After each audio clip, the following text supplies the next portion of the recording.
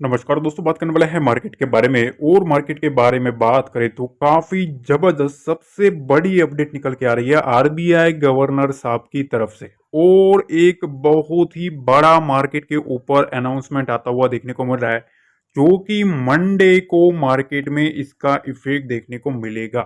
अब सीनेरियो क्या हुआ है, सबसे पहले यूं समझ लीजिए कि गवर्नर साहब एक प्रेस कॉन्फ्रेंस में गए थे। ठीक है, जनरल कॉन्फ्रेंस चल रही थी। तो वहां मुंबई में एक सवाल पूछा गया रेट कट के ऊपर, जो कि पूरे मार्केट की नजर ही इसी के ऊपर है। मार्केट को लगता है कि आने वाले टाइम में ऑलमोस्ट नवंबर दिसंबर के आसपास रेट कट आ सकता है, ऐसी धारणा लेके सब लोग बैठे हैं। ठीक है, इसके बीच में एक अनाउंसमेंट आ गया भैया। आरबीआई गवर्नर साहब ने बोला कि आरबीआई गवर्नर शक्तिकांता दास, इन्होंने अलर्ट किया है, कोशिश किया है भैया। ठीक है, क्यों? क्योंकि जो पैरामीटर जो रेट कट है ना, ठीक है, वो हाईली रिस्की रह सकता है, ऐसा इनका मानना है। आरबीआई गवर्नर ने कहा कि इस समय ब्याज दरों में कटौती बहुत बहुत जोखिम भरा है, वेरी रिस्की साबित हो सकता है। अब ये चीज ना बहुत ही बड़ी स्टेटमेंट है मार्केट के ऊपर। ठीक है, इसको मेरे ख्याल से कोई हल्के में नहीं लेगा। ठीक है, क्योंकि आपको पता है जिस तरीके से आज के ट्रेडिंग सेशन में बैंक निफ्टी उड़ा है, ठीक है, और शाम को ये स्टेटमेंट आती है, तो ये काफी बड़ी चीज है। अब देखो मंडे को एक चीज है, देखो काफी कुछ चीजें अभी बाकी है आनी दो ट्रेडिंग सेशन में। ठीक है, क्वार्टर के रिजल्ट ऑलरेडी चल चुके हैं। और गवर्नर साहब का कहना यह है कि अभी अभी ये लोग है ना डाटा चेक करेंगे। ठीक है, तो खबरें ये निकल के आ रही है कि एक तरफ आज बाजार में भारी तेजी देखने को मिली है, लेकिन दूसरी तरफ गवर्नर साहब ने इस बयान का बाजार पर क्या असर होगा, यह देखना दिलचस्पी होगा। गवर्नर की इस चेतावनी के बाद निवेशक और बाजार यह देखने में रुचि रखेंगे कि मौद्रिक नीति के अगले कदम क्या होंगे। वही बाजार की दिशा को ट्रेड कर सकता है और प्रभावित कर सकता है। ये काफी बड़ी चीज है। और उसके बीच में एफआईएस का डाटा अगर हम देखें तो एफआईएस ने आज के दिन भी क्या किया है भाई, सेलिंग करी है। कितनी करी है? आज भी इन लोगों ने सेलिंग ही करी है। 5,480 करोड़ के आसपास की सेलिंग करी है।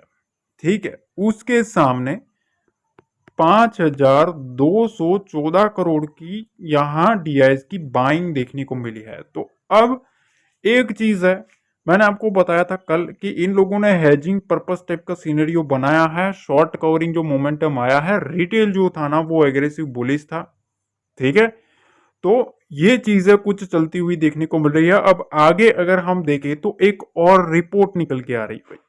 ठीक है, ये मैक्वेरी से रिपोर्ट निकल के आई है। इस रिपोर्ट में बहुत ही बड़ी चीज बताई गई है कि बाय चाइना सेल इंडिया जो स्ट्रेटेजी चल रही है, ठीक है, ये कोई इन्वेस्टमेंट नहीं है। जी हाँ गाइस, ये काफी इंपॉर्टेंट चीज है। चाइना में एफआईएस जा रहे हैं, ठीक है, काफी पैसा वहां जा रहा है। तो एक रिपोर्ट ये निकल के आ रहा है कि जिस तरह से एफआईएस का जो पैसा निकल रहा है, उसके बीच में मैक्वारी ने बड़ा बयान दिया है। बताया गया है कि चाइना में जो भी एफआईएस शिफ्ट हो रहे हैं वो ट्रेडिंग रिलेटेड है, ना कि इन्वेस्टमेंट की वजह से। अब ये काफी बड़ी चीज है। देखो, एक एक शिफ्टिंग होता है इन्वेस्टमेंट का, एक होता है ट्रेडिंग का। ट्रेडिंग का अगर मोमेंटम है तो समझ लो भैया वो सिर्फ और सिर्फ मोमेंटम चेज करने के लिए ही गए हैं। तो अगर चाइना आगे चलकर इक्विटी में कोई बड़े अनाउंसमेंट करेगा तभी एफआईएस इन्वेस्टमेंट की तरफ देख सकते हैं। देखो, ये मक्वेरी का अनाउंसमेंट आया है, एक बड़ी जो रिपोर्ट है वो रिपोर्ट आई है, उनमें इनका अनाउंसमेंट ऐसा है कि भैया इंडिया में जो कुछ भी अभी सेलिंग देखने को मिल रहा है, ठीक है, इंडिया को जो सेल कर रहा है ना, उसमें इनका पैसा सिर्फ और सिर्फ ट्रेडिंग के लिए चाइना में जा रहा है।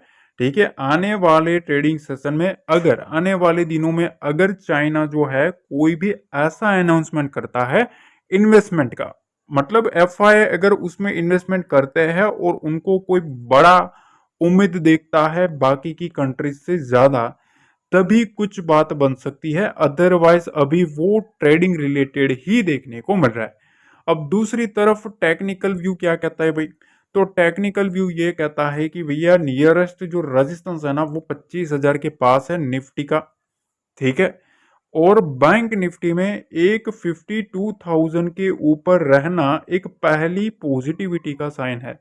पर 52,000 का जो लेवल है ना वो अपने आप में एक बड़ा रेजिस्टेंस है, इस चीज का ध्यान रखना, ठीक है।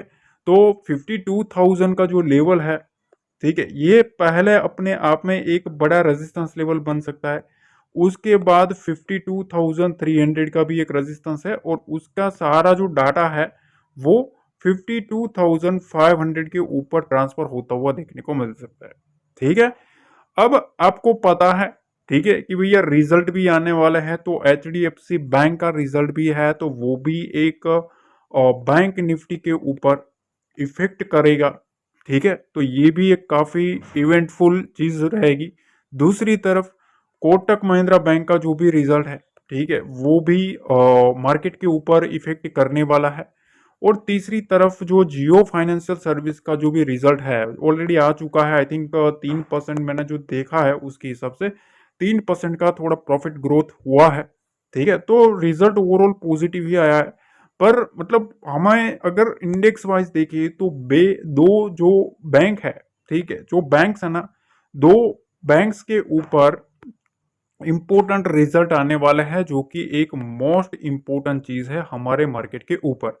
अब सवाल ये रहता है कि भैया एक इंपॉर्टेंट लेवल के पास भालू जो है, भालू भैया है वो निकले हैं और बुल भैया है वो वहां से खड़े होके डटे रहे हैं, ठीक है। तो अब क्या करना है, तो भैया मार्केट में ना एक सिंपल सी मैं आपको एक चीज बता देता हूँ कि अभी जिस तरीके से सिनेरियो देखने को मिल रहा है, ठीक है, बुल और बियर की बात करें, ठीक है, तो मैं आपको सबसे पहले एक चीज समझा देता हूँ, ठीक है। निफ्टी पर, ठीक है, निफ्टी के ऊपर 25,000 का सबसे पहला इमीडिएट रेजिस्टेंस है, ठीक है। अगर इसके ऊपर भी जाता है ना, तो मैंने आपको ऑलरेडी समझाया कि 25,250 का एक और एक इमीडिएट रेजिस्टेंस निकल के आ रहा है, मेरा व्यू ऐसा है, ठीक है।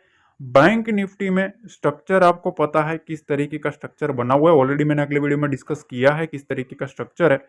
पर उसमें ना एक ही चीज ध्यान रखना है, 9-15 के ऊपर हमें ओपनिंग देखनी है, ठीक है। मार्केट ओपन कहाँ हो रहा है, क्योंकि बैंक निफ्टी जिधर खड़ा है वो अपने आप में एक बड़ा लेवल है 52,000 का, ठीक है। और 52,000 का लेवल सस्टेन करना मोस्ट इंपोर्टेंट चीज है, क्योंकि इसके नीचे 51,800, ठीक है, ये एक इंपॉर्टेंट सपोर्ट लेवल बन सकता है। और रेजिस्टेंस लेवल में 52,250 और 300 का एक इमीडिएट रेजिस्टेंस बन सकता है। इसके ऊपर फिर सीधा मेरे ख्याल से 52,500 तक का विंडो ओपन हो जाएगा।